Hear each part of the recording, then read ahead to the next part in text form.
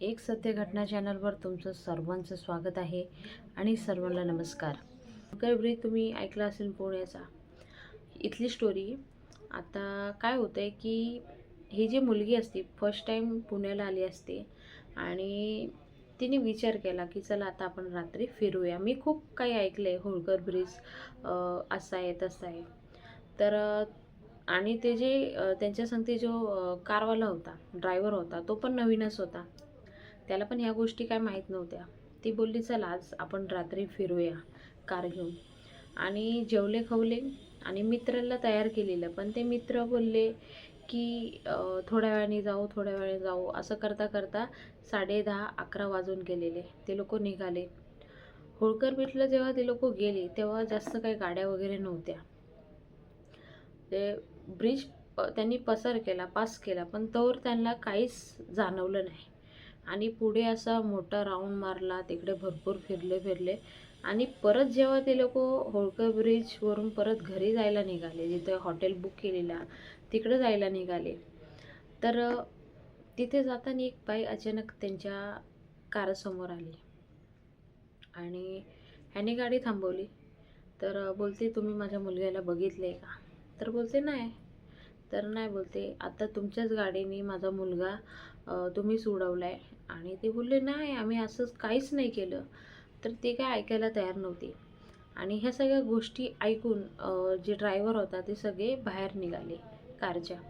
आणि ती बाई बोलते की नाही बघा तुम्ही तिथं माझा मुलग्याला उडवलं आणि माझा मुलगा तिथं पडला आहे. आणि सगळ्यांनी मागं वळून बघितलं तर खरंच तिथे एक छोटा मुलगा पडलेला होता. आता ते बघून हे घाबरले की बाबा हे काय झाले असं. मग धावत त्या मुलग्याकडे गेले. तर तो मुलगा डोळे उघडले, तर ते डोळे उघडले ना तर त्याचे जे हे काळे बिबुट असतात ते पूर्ण वाईट होते. आणि हे बघून ते चाट झाले पूर्ण.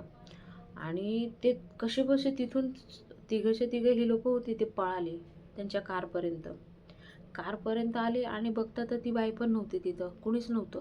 मग ती लोक कारमध्ये बसले आणि कार स्टार्ट करतात तर कार कुठं स्टार्ट होते, स्टार्टच होत नव्हती. आणि ती जी बाई होती ती सतत समोर येऊन उभी राहिली की माझा मुलगा द्या, तुम्हीच माझा मुलगा उडवला आहे.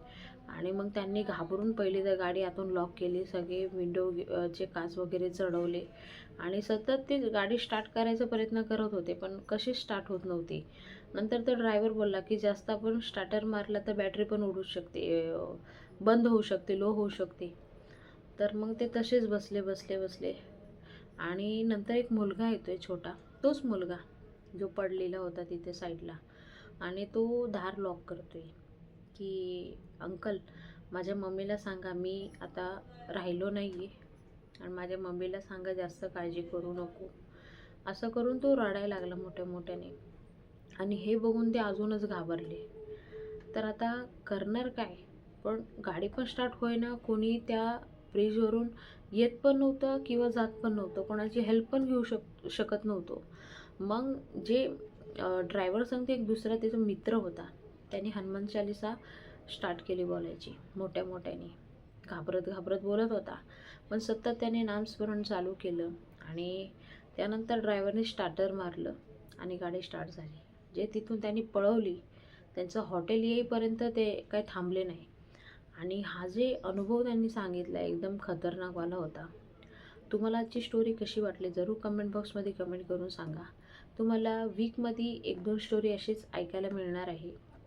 त्यासाठी मराठी चॅनलला सबस्क्राईब करा आणि व्हिडिओ आवडला तर जास्तीत जास्त पुढे शेअर करा. पुन्हा भेटूया नवीन व्हिडिओ संगती. तोपर्यंत बाय बाय. थँक्यू. जय हिंद.